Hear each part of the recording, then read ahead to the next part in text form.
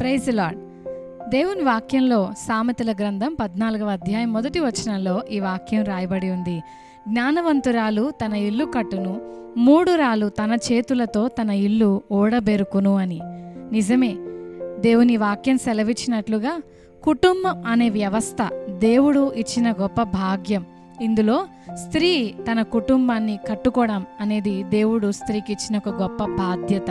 అయితే చాలామంది స్త్రీలు ఇదే కుటుంబ వ్యవస్థను సమాధానంతో, సంతోషంతో, దేవుని బిడ్డలకు తగినట్లుగా జీవిస్తూ ఎంతో మంది కుటుంబాలు సంతోషాలతో నింపుకుంటే, మరి అనేక మంది స్త్రీలు ఇదే కుటుంబ వ్యవస్థను వారి కుటుంబాలలో సమాధానం లేక, నెమ్మది లేక, ఎంతో మంది మనశ్శాంతి లేక వారి కుటుంబాలను కూల్చుకుంటున్నారు. ప్రియ దేవుని బిడ్డ, నీవు జ్ఞానవంతురాలైన స్త్రీగా ఉండాలి అంటే కొన్ని మెలకువలు మనలో ఉండాలి.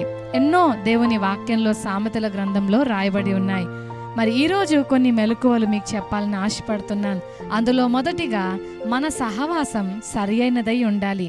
మనం చేసే స్నేహం సరిగా లేకపోతే ఆ చెడు స్నేహం యొక్క ప్రభావం మన కుటుంబం మీద కూడా పడుతుంది. ఎందుకంటే వారితో మనం మాట్లాడుతున్న మాటలు, మన సంభాషణ, మన కుటుంబంలో జరుగుతున్న విషయాలు సహజంగా స్త్రీలు తమ స్నేహితులతో పంచుకుంటూ ఉంటారు. ఇలా పంచుకోవడం వల్ల ఎదుటి వ్యక్తి నీకు ఇచ్చే సలహాలు నీవు పాటించడానికి ప్రయత్నిస్తుంటావు. ఒకవేళ నీ స్నేహితురాలు మంచిదైతే మంచి సలహానే ఇస్తారు, కానీ నీ స్నేహితులు సరి అయిన వారు కాకపోతే నీ కుటుంబం కూలిపోయే ప్రమాదం ఉంది. జాగ్రత్త. వారి మాటలు, వారి సలహాలు ఖచ్చితంగా నీ జీవితాన్ని కాదు, నీ కుటుంబాన్ని కూడా ప్రభావితం చేస్తాయి.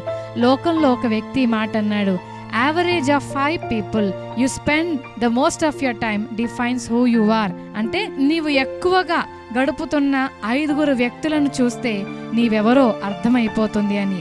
నిజమే, మన స్నేహం ఎలా ఉంటుందో, మనం ఎవరితో స్నేహం చేయగలుగుతున్నామో అది గమనిస్తే మనం ఎవరమో చాలా చక్కగా అర్థమవుతుంది. చాలా కుటుంబాల్లో పాడవటానికి కారణం వారి స్నేహితులే.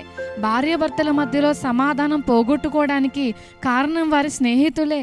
ఎంతో ప్రేమగా మాట్లాడుకునే భార్యాభర్తల మధ్యలో ఇలాంటి భర్త నీకు ఎలా దొరికాడు అని ఒక మాట గనక తన స్నేహితురాలంటే, అప్పుడే ఉదయం చాలా ప్రేమగా భర్తను పంపించిన భార్య భర్త రావటంతోనే తన స్నేహితురాలి మాటను జ్ఞాపకం ఉంచుకొని అదే తీరుగా తన భర్తతో ప్రవర్తిస్తుంది.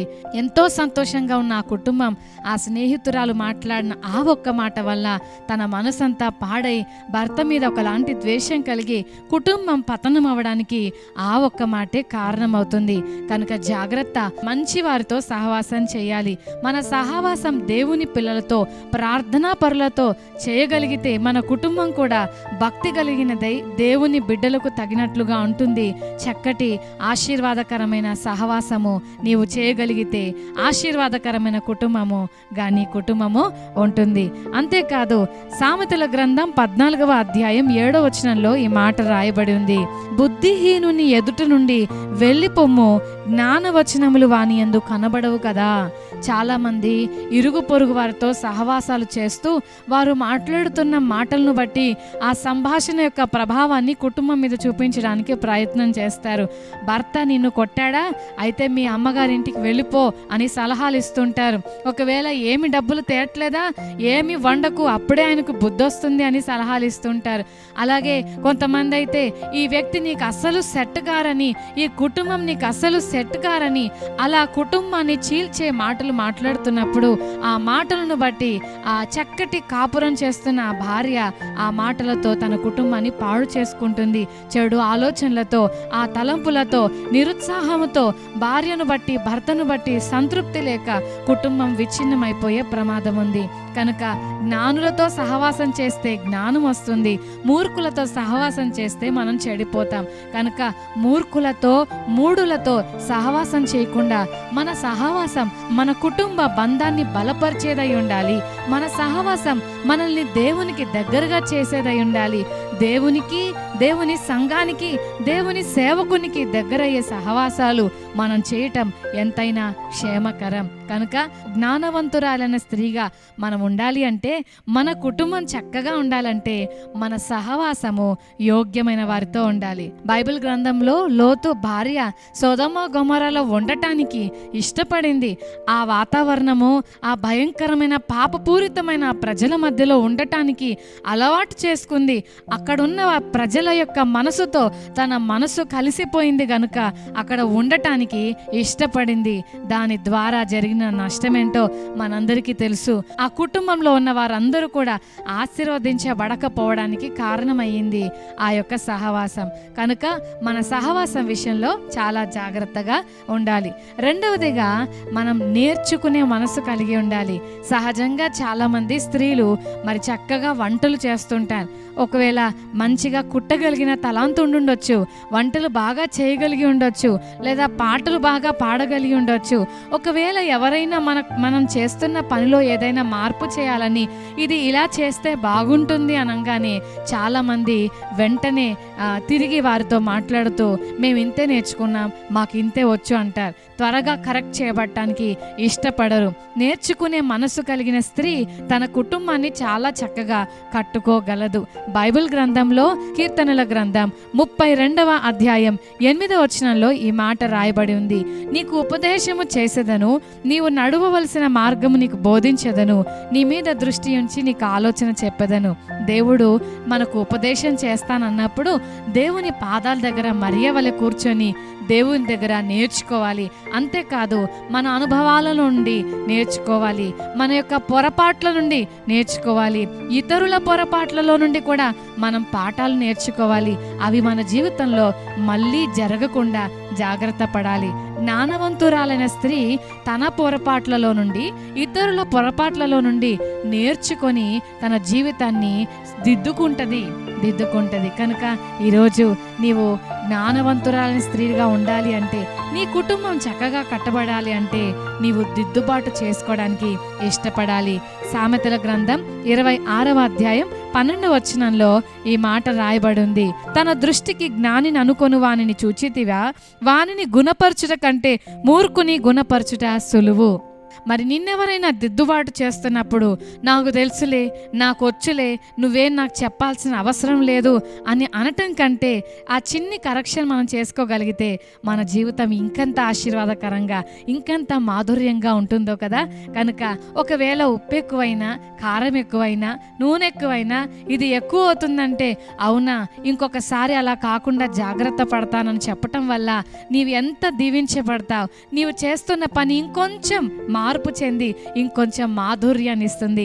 కనుక నేర్చుకునే మనసు మనం కలిగి ఉండటం మన కుటుంబం కట్టబడటానికి అది మరి ఒక అమూల్యమైన సూత్రం లాంటిది.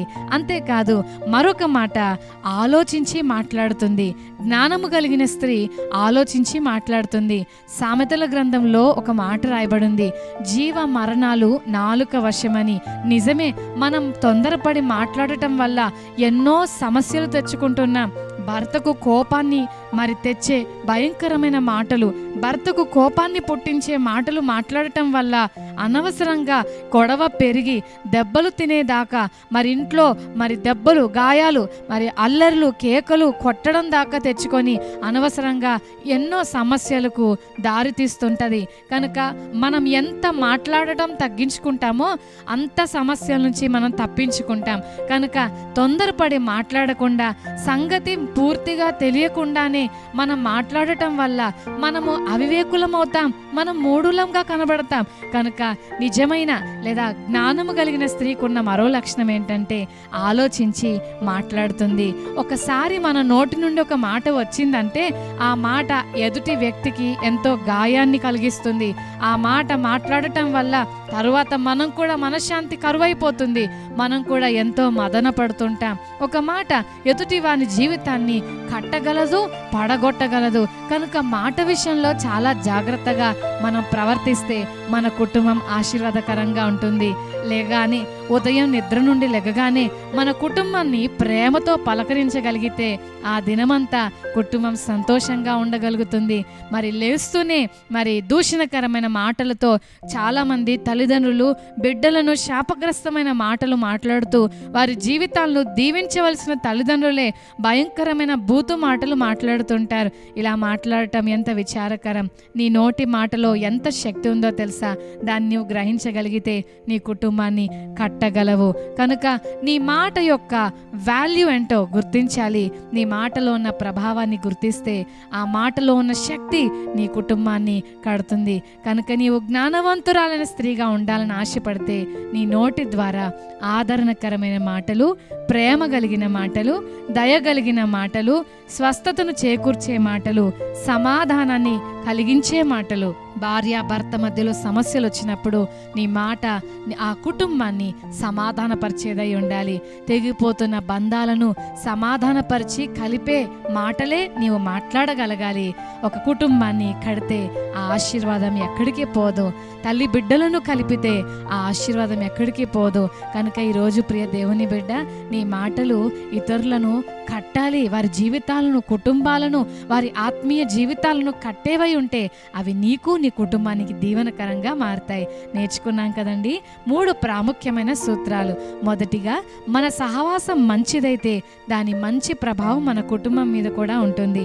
రెండవదిగా, మనం నేర్చుకునే మనసు కలిగి ఉండాలి. మూడవదిగా, ఆలోచించి మాట్లాడాలి.